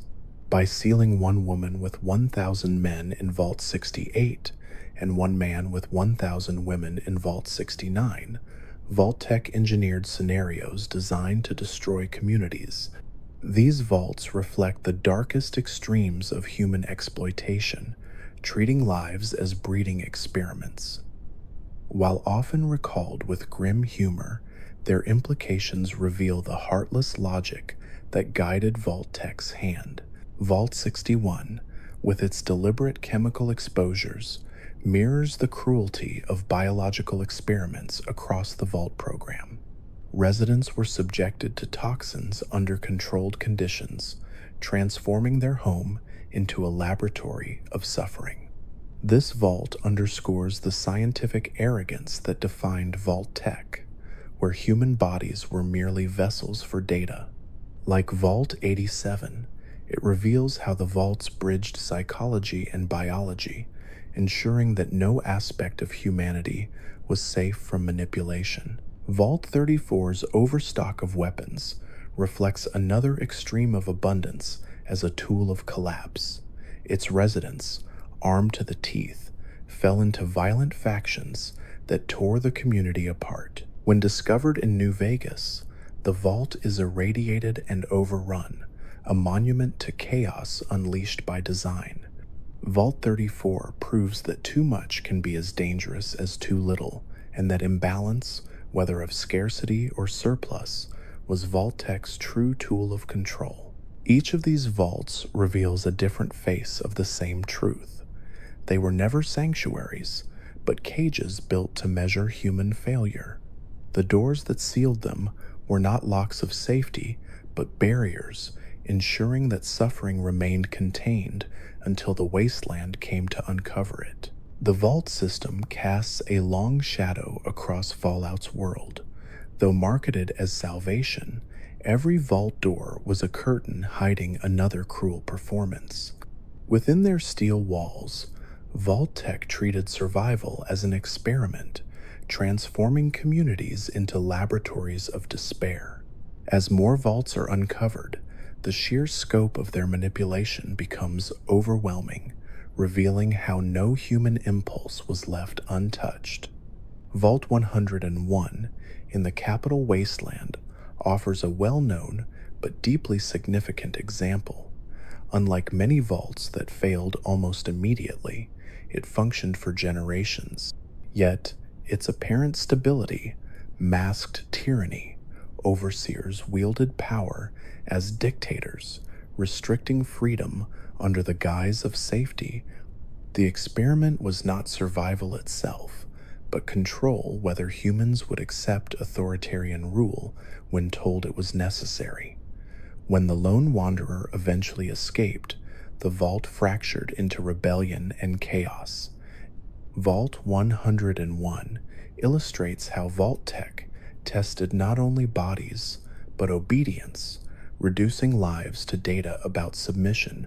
Vault 111 in the Commonwealth tells a different story. Its residents were promised safety, but upon entry, they were frozen in cryogenic pods. Families were torn apart, suspended in time, while Vault-Tec monitored long-term stasis. For decades, the inhabitants remained in suspended animation until their experiment collapsed. The Vault's legacy is deeply personal, for the sole survivor awakens to find their world gone and their family destroyed. Vault 111 reveals how Vault-Tec cloaked cruelty in promises, weaponizing hope itself. Vault 75, hidden beneath a Massachusetts school, remains one of the most horrifying. Its manipulation of children into test subjects demonstrates the depth of Vault-Tec's disregard for humanity. By killing parents and raising children as experiments, it turned innocence into data. Even by Fallout's grim standards, Vault 75 resonates as a chilling reminder that no one, not even the youngest, was spared from exploitation. Its design ensures that hope was extinguished the moment the doors sealed. Vault 88 offers a different kind of horror, rooted in unfinished ambition. Left incomplete at the time of the Great War, it became a stage for experiments disguised as progress. Overseer Barstow was tasked with continuing tests on residents, using amenities to monitor and manipulate them. In Fallout 4, the vault can be repurposed, but its design remains a reminder that innovation and cruelty were indistinguishable under Vault-Tec. The unfinished halls echo with the weight of intentions never meant to serve survival. Vault 95 in the Commonwealth focused on addiction, a subject often ignored by wider society but exploited by Vault-Tec. Its residents, recovering addicts, were promised rehabilitation and stability. Yet hidden caches of chems ensured relapse and conflict, transforming the vault into a site of torment. This design highlights Vault-Tec's calculated cruelty, for it targeted people at their most vulnerable, stripping away dignity and hope under the pretense of recovery. When the sole survivor uncovers its ruins, the tragedy of lost potential hangs over every chamber. Vault 79 in Appalachia reveals another dimension of the Vault program: preservation not of life, but of wealth. By storing vast reserves of gold bullion, the Vault ensured that economic power would endure even after apocalypse. The experiment was not about communities, but about the continuity of financial systems. Vault 79 illustrates the hypocrisy of the Vault program, where ordinary citizens were lied to while resources were secretly hoarded for those already in power. Its legacy is not one of survival, but of greed made eternal. Vault 51 in Fallout 76 reveals yet another cruel twist. By eliminating the role of Overseer and replacing it with a ZAX supercomputer, the Vault reduced governance to an endless contest. Residents were manipulated into competing for leadership, a cycle designed to destroy unity. In this setup, Vault-Tec sought to test authority itself, using paranoia as a tool. The Vault's ruins tell the story of a community broken not by scarcity, but by ambition weaponized through a machine's calculations. Vault 94 in Appalachia reflects the futility of idealism when manipulated by cruelty. Its pacifist residents, chosen for their devotion to nonviolence, were forced into a world where survival demanded conflict.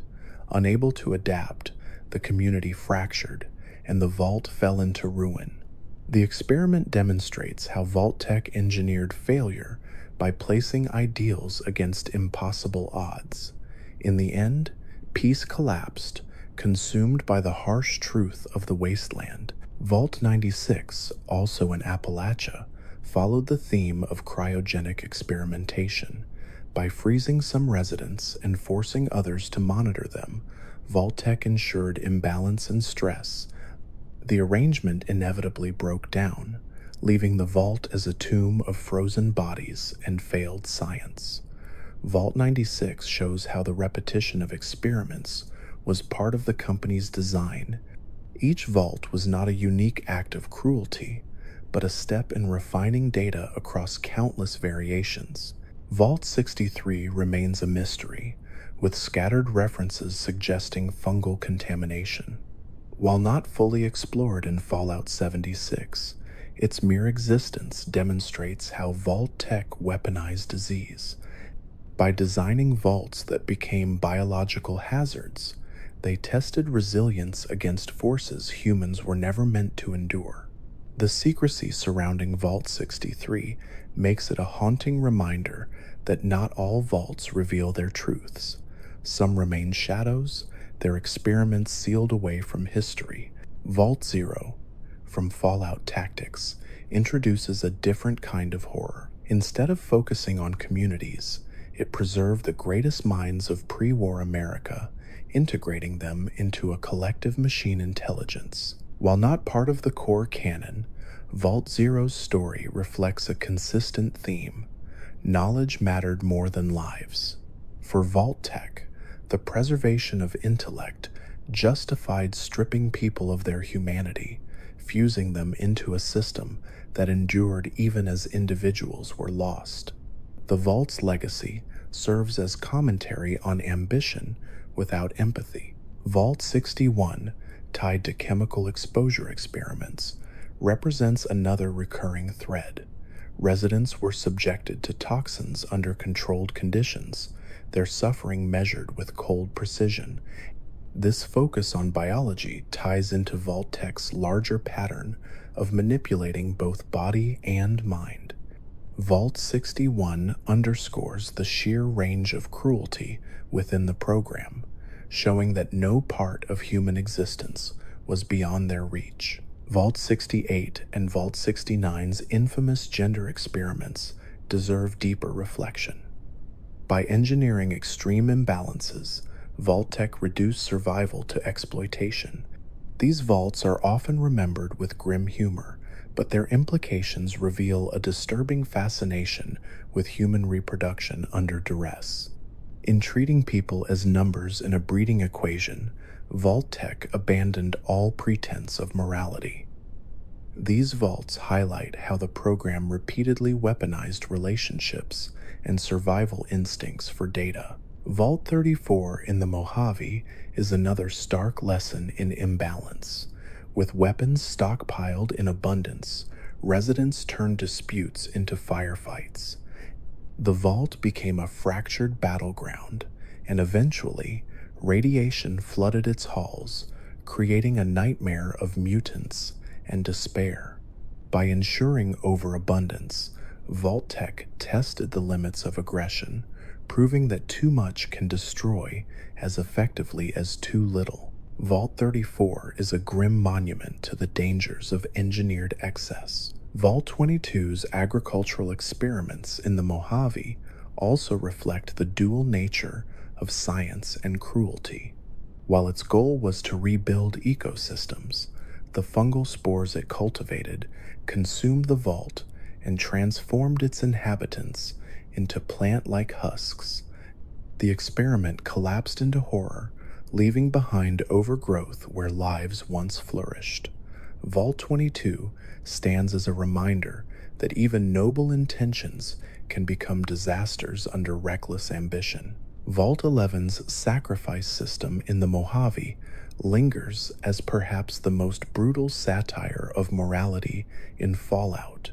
By forcing residents into annual executions, the vault tested obedience to twisted rules.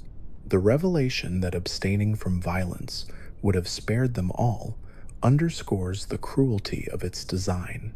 Vault 11's story resonates as both tragedy and commentary, showing how systems of fear can drive communities into self-destruction. Taken together, these vaults reveal not just individual experiments, but the philosophy that shaped them. Vault-Tec's vision was never about preserving humanity. It was about controlling it, breaking it, and reshaping it into data. Every vault uncovered, whether in Boston, the Mojave, or Appalachia, is another chapter in the same story. A story of cruelty sealed behind steel doors, waiting for the wasteland to remember. The Vault program reveals itself as one of the most chilling aspects of Fallout's world, not because of radiation or mutants, but because of how meticulously cruelty was designed. Each vault was not a refuge, but a trap, carefully constructed to test the limits of human endurance. As we continue to uncover their secrets, the sheer scale of Vault-Tec's manipulation becomes almost overwhelming. Vault 13 remains central to Fallout's mythology. Its experiment was simple isolation, locking inhabitants away for 2 centuries. The failure of its water chip forced the Vault Dweller into the wasteland, setting into motion the first great story of Fallout. While its role is often remembered for this quest, the broader secret of Vault 13 lies in its manipulation of time. By sealing people away for generations, Vault-Tec ensured they would emerge as strangers to the world, disconnected from the past, yet unprepared for the present. Vault 13 was not about survival, but about observing what becomes of humanity when history itself is severed. Vault 15, by contrast, was engineered as a melting pot of conflicting groups. Its diverse population fractured quickly, splintering into raider gangs and settlers. From its survivors rose the new California Republic, proving that even engineered instability could give rise to resilience. Vault 15's secret is that out of chaos, nations can be born. While many vaults ended in tragedy, this one indirectly shaped the course of the wasteland. Vault 12, hidden beneath Bakersfield, became Necropolis after its faulty door allowed radiation to flood inside. The ghouls of Necropolis carry the legacy of Vault 12's experiment, existing as living proof of what happens when humanity is forced to endure mutation. The secret of Vault 12 is that it was never designed to save lives, but to create a new form of life altogether. In doing so, Vault-Tec revealed an interest not only in survival but in forced evolution. Vault 8, later forming the foundation of Vault City, tells another kind of secret. Its focus on water purification ensured survival, but that very control of resources became the root of oppression. Vault City's rigid hierarchy, where access to clean water defined privilege, was born of Vault 8's experiment. The secret here is not disaster, but governance, how control of essential resources can shape entire societies. Vault-Tec may not have engineered collapse in Vault 8, but its design ensured a future of inequality. Vault 29, populated with children overseen by an artificial intelligence, highlights one of the most disturbing secrets in Fallout's lore. By removing adult guidance, Vault-Tec studied development in an artificial vacuum. The children became subjects in a long-term study of identity, leadership, and survival. The secret of Vault 29 is that it stripped away family and culture, reducing growth itself into an experiment. Its existence underscores Vault-Tec's belief that even innocence could be commodified into data. Vault 42 demonstrates how even minor manipulations could unravel lives. Its dim lighting, engineered through weak bulbs, created a world of perpetual gloom.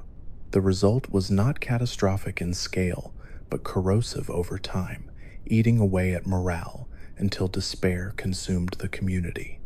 The secret of Vault 42 is subtle, that even atmosphere can become a weapon.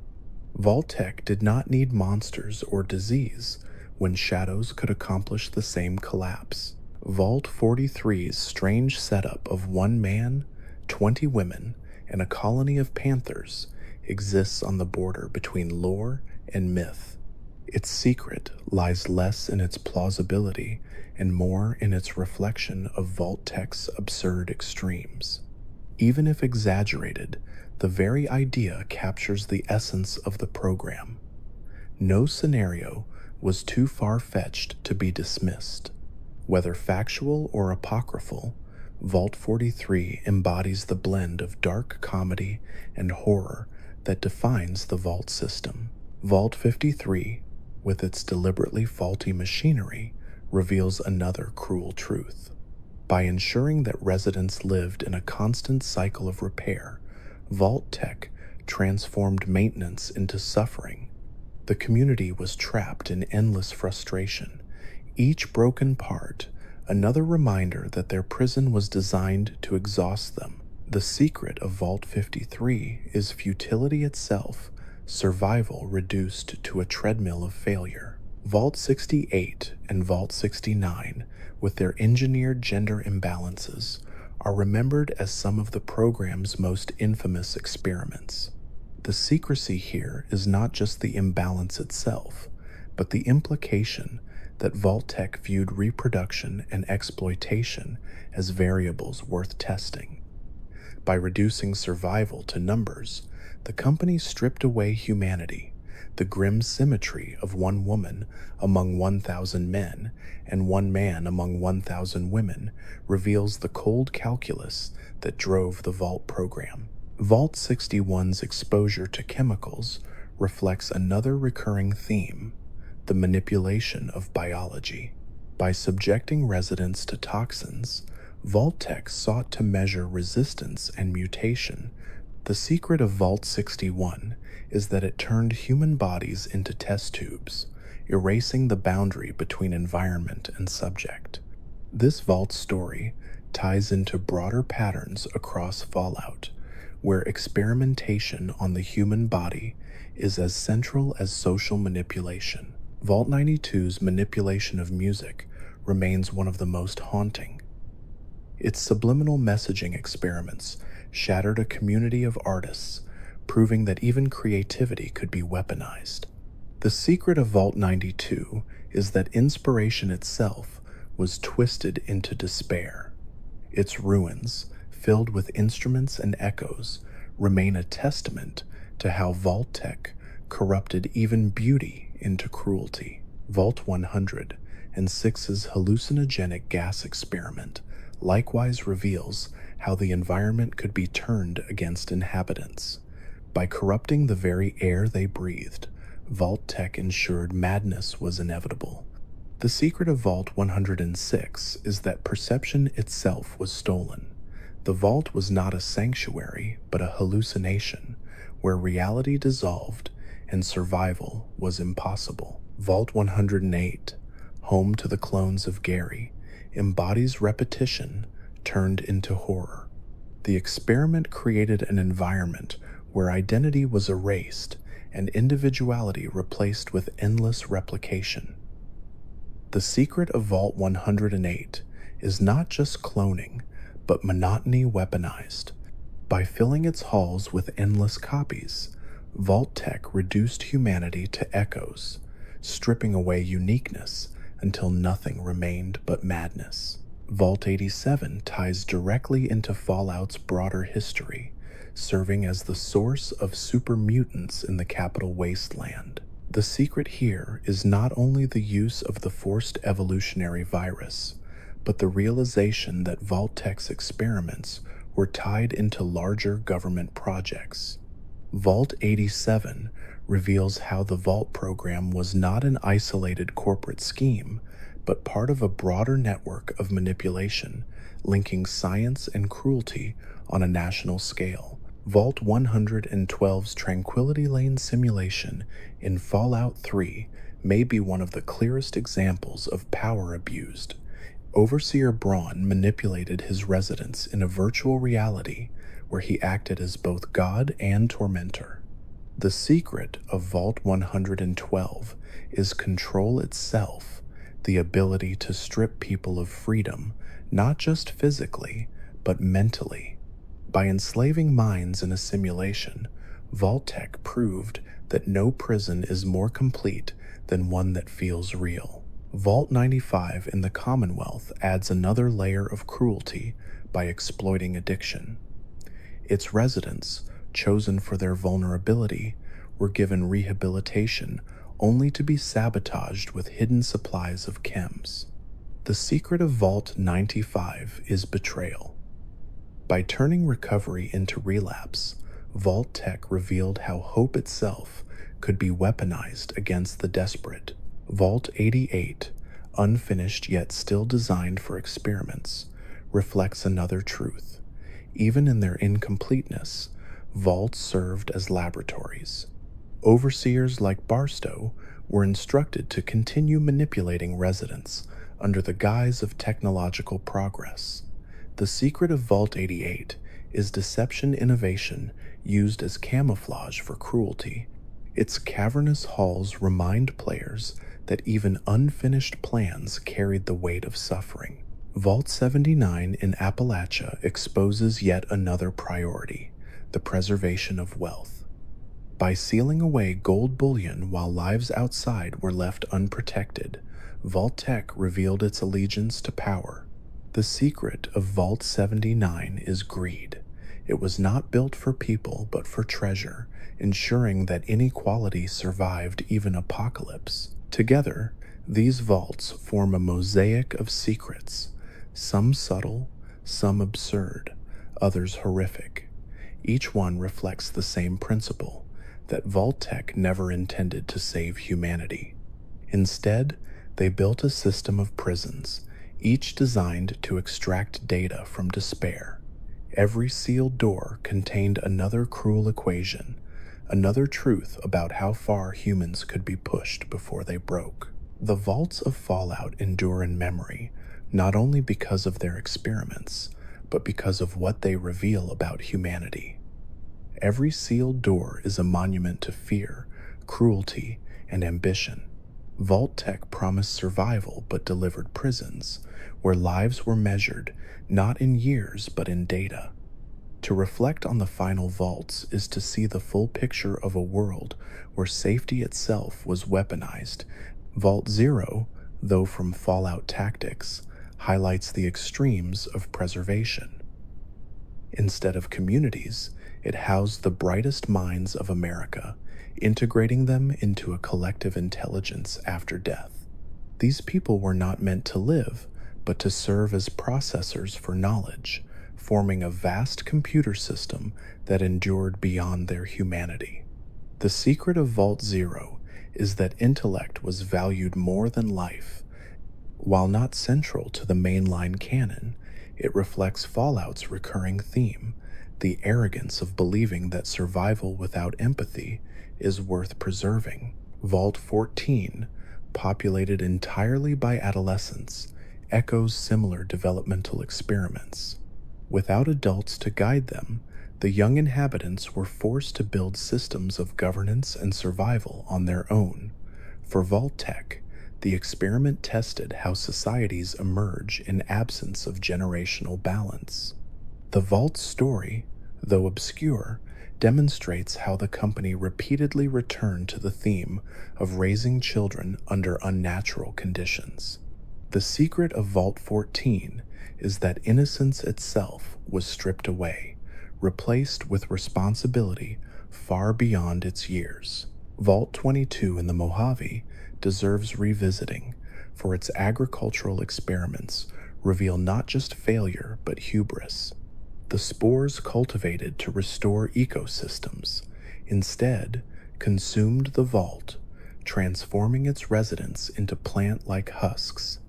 The halls of Vault 22, overgrown with greenery, serve as a haunting reminder that even noble goals were corrupted by recklessness. The secret of Vault 22 is optimism twisted into tragedy, where hope for renewal became the seed of destruction. Vault 34's weapon stockpiles likewise embody the dangers of imbalance. By flooding residents with arms, Vault-Tec ensured that disputes escalated into violence. Over time, the vault became fractured, irradiated, and overrun. The secret of Vault 34 is that abundance can be as lethal as scarcity. Its legacy is one of firepower without purpose, a monument to how quickly trust collapses when survival is drowned in weaponry. Vault 11's annual sacrifice system illustrates how easily morality can be corrupted by fear. By demanding a yearly execution, the vault engineered collapse from within. Only after destruction did the truth emerge that mercy was the key to survival. The secret of Vault 11 is obedience. It demonstrates that systems of fear can drive people into self-destruction, even when freedom is only one choice away. Vault 21, governed entirely by gambling, serves as Fallout's grim satire of chance. By turning every decision into a game of luck, Vault-Tec reduced agency to dice rolls. The Vault's secret is not disaster but absurdity, showing how even survival was transformed into entertainment for data. Its legacy continues in New Vegas, absorbed into the culture of a city built on risk and reward. Vault 19, divided into red and blue groups, reflects the destructive power of division. With equal resources but constant suspicion, residents turned against one another. The vault's secret is paranoia. It highlights how artificial boundaries create real hostility, a theme that echoes across Fallout's fractured wasteland. Vault 3's open door policy, initially a sign of generosity, ultimately doomed it.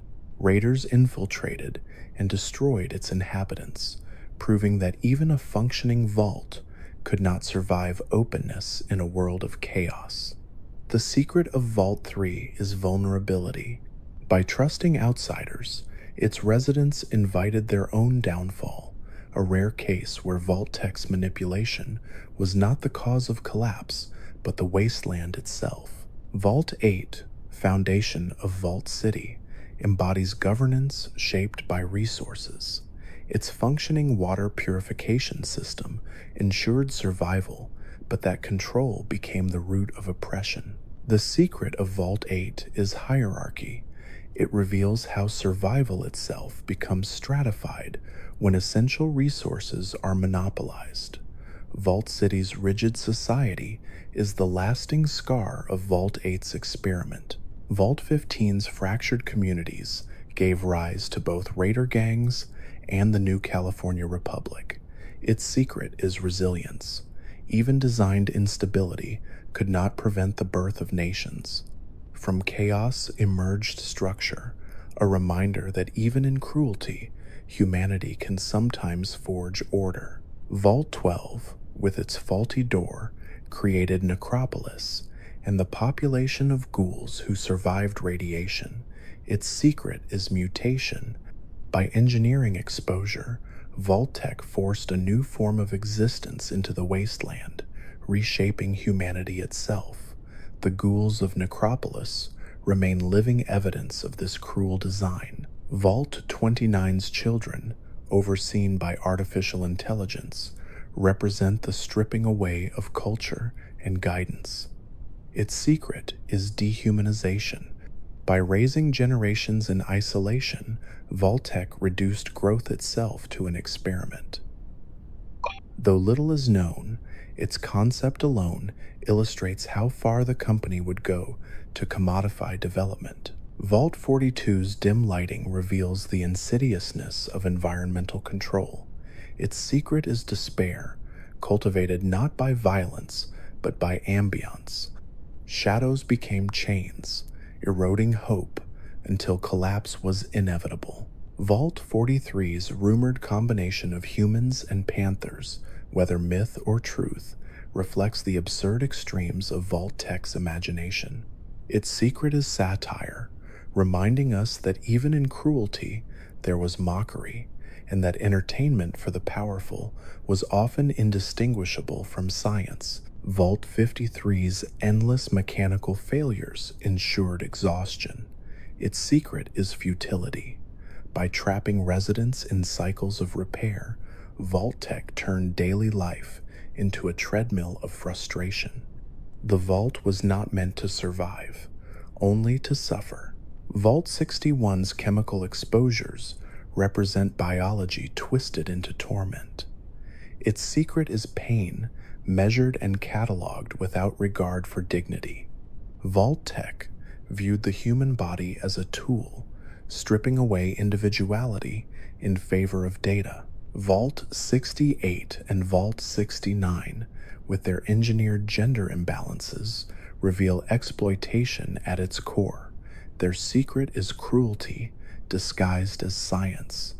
By reducing people to breeding equations, Vault-Tec exposed the dehumanization that defined the entire program. Vault 77's Puppet Man is remembered as both tragic and absurd. Its secret is isolation, magnified into madness by cruelly chosen companions. Though only in comics, its story lingers as one of the most personal and haunting tales in Fallout's lore. Vault 92's subliminal music experiments turned art into a weapon. Its secret is corruption, where beauty was transformed into despair. Vault 106's hallucinogenic gases reveal manipulation of perception itself. Its secret is madness, engineered by poisoning the very air of survival. Vault 108's clones of Gary demonstrate repetition turned into horror. Its secret is monotony, where identity was erased in favor of endless replication. Vault 87's super mutants expose the link between Vault Tech and broader government projects. Its secret is mutation, engineered deliberately to create monstrosities. Vault 112's Tranquility Lane represents absolute control.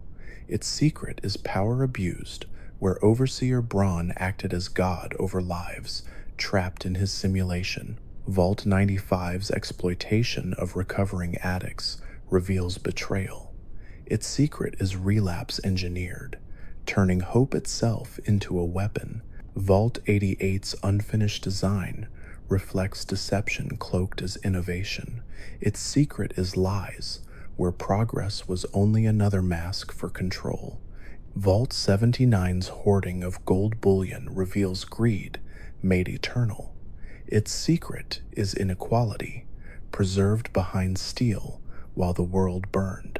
Together, these vaults form the grim gallery of Fallout's world.